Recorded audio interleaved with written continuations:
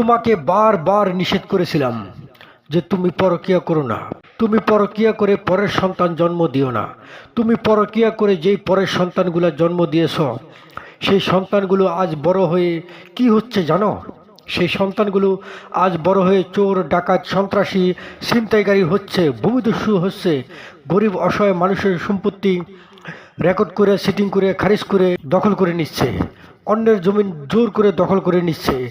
অন্যের জমিন মাপার সময় আমিনেরে ভয় দেখাইয়া, ইশারা দিয়ে, ঘুষ দিয়ে বেশি করে মেপে দখল করে নিচ্ছে। আজকে সমাজে এত খারাপ সন্তান জন্ম নিচ্ছে, নারী দর্শনকারী জন্ম নিচ্ছে, সব তোমাদের এই ভুলের কারণে।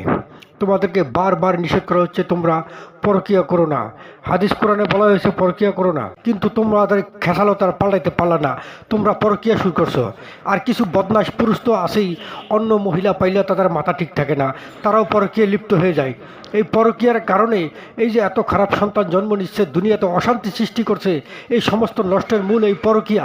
তোমরা নারীরা বেহায়া বেপরদা চলবা, পুরুষের মনকে আকর্ষণ করবা, আর তাদেরকে তোমাদের রূপের জালে, প্রেমের জালে ফাঁসাইয়া তোমরা এই পরকীয়া করে এই অবৈধ সন্তানগুলো তোমরা জন্ম দিচ্ছ, আর সমাজে তোমরা অশান্তি লাগাচ্ছ।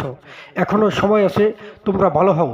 এই সমস্ত পরকীয়া করে পরের সন্তান জন্ম দিয়ে এই মানুষের জমি দখল করা, এই চুরি করা, এই ছিনতাই করা, এই নারী দর্শন করা, এই যে যত অশান্তি জোর জুলুম আছে, এগুলো সব বন্ধ করো।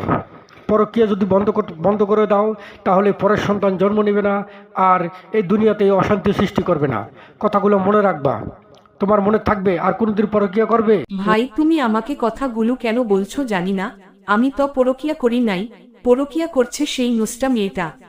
তুমি আমাকে কেন বকা দিচ্ছ বুঝি না।